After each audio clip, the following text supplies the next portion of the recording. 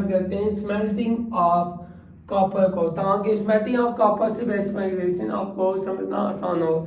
Smelting of copper में हम copper C carbon को रिड्यूसिंग एजेंट यूज करते हैं, SiO2 सैंड के पार्टिकल को ऐड करते हैं, हीट करते हैं 1100 डिग्री सेल्सियस तक।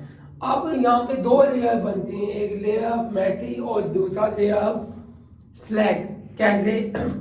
अब बेटा यहाँ पे देखें, पहले कॉपर आयरन जो और है वो ऑक्सीजन से जाके मिलेगा, अपने अपने सल्फाइड में कन्वर्ट होगा, मतलब कॉपर सल्फाइड Cu2S बनेगा, FeS बनेगा। ऊपर मैंने एक पेन लिखी हुई है।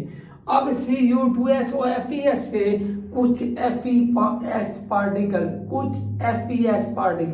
अक्सर बच्चे यहाँ पे क्वेश्चन करते हैं सर FeS पार्टिकल ऑक्सीडाइज हो गए तो फिर मेटल कैसे बना।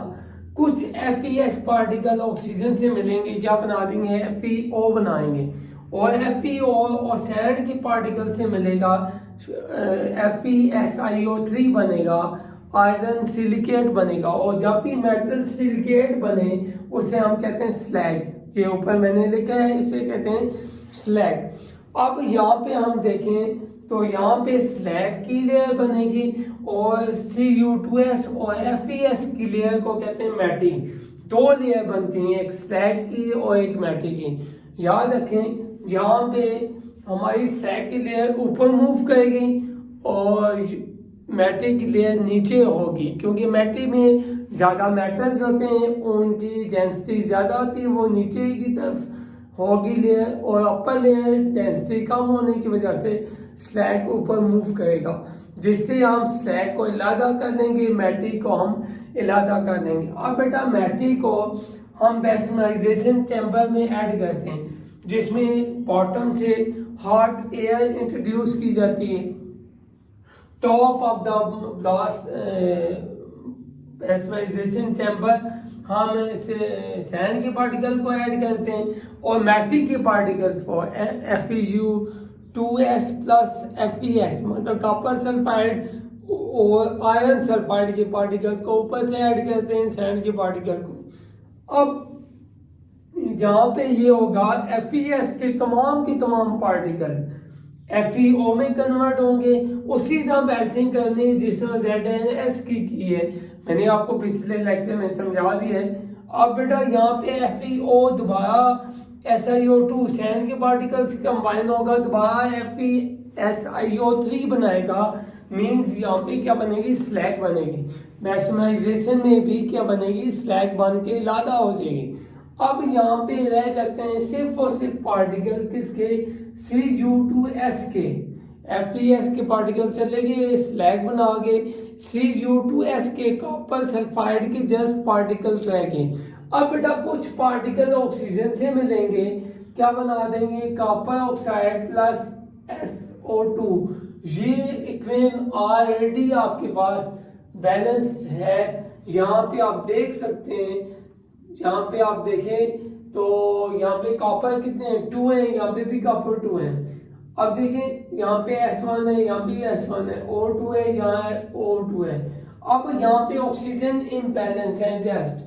अब इसके लिए आप यहाँ पे 2 को मल्टीप्लाई कर दें, 2 को जब मल्टीप्लाई करेंगे इसको भी 2 से मल्टीप्लाई करना पड़ेगा, इसको भी 2 से मल्टीप्लाई करना पड़ेगा, और इसको 3 से मल्टीप्लाई करना पड़ेगा। तो सिंपल उसी तरह बेटा उनकी बैलेंसिंग है। यहाँ पे याद रखिएगा जैसे ZnS की है, यहाँ पे 2 से जब बेस 2 है, इधर 2 से मल्टीप्लाई करें, 2 2 ज़ा 4, 2 2 ज़ा 4। अब यहाँ पे सल्फर 2 है, यहाँ पे 2 लगा दें, 2 2 ज़ा 4, मतलब 2 ऑक्सीजन के और 2 2 ज़ा 4, 6 ऑक्सीजन हो गए। यहाँ पे ऑक्सीजन 2 थे, यहाँ पे 3 से मल्टीप्लाई करेंगे 6 हो जाएंगे। तो ये आपके कुछ पार्टिकल Cu2S के Cu2O में चेंज होंगे, मतलब कॉपर सल्फाइड के कुछ पार्टिकल कॉपर ऑक्साइड में चेंज होंगे। अब बेटा ये कॉपर ऑक्साइड और कॉपर सल्फाइड आपस में रिएक्ट करके कॉपर को सेपरेट कर देंगे और SO2 बनाएंगे। क्या बनाएंगे? SO2। अब बेटा अक्सर बच्चों को यहाँ पे बैलेंसिंग में प्रॉब्लम होती है। यहाँ पे हमेशा देखना, यहाँ पे क्या लिखा हुआ है, ऑक्सीजन के साथ 2 लिखा हुआ है, यहाँ पे ऑक्सीजन 1 है, इधर किससे मल्टीप्लाई कर दें 2, 2 2 4 कॉपर हो जाएगा, इधर 2 कॉपर है, टोटल कितने हो गए 4 + 2 6। यहाँ पे कॉपर 1 है, इधर क्या लगा दोगे 6। और जिस कॉपर में से सल्फर डाइऑक्साइड गैस निकल रही हो उसको हम कहते हैं ब्लस्टर्ड कॉपर। यहाँ पे 99.5% कॉपर हमारे पास प्योर होगा। तो ये हमारे पास कॉपर की मेटलर्जी थी।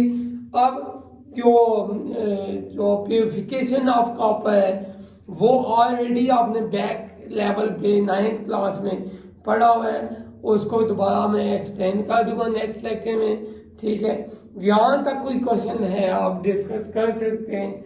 ठीक है, ये वीडियो भी आपको मिल जाएगी। और thank you for watching my video. Thank you, अल्लाह हाफिज़।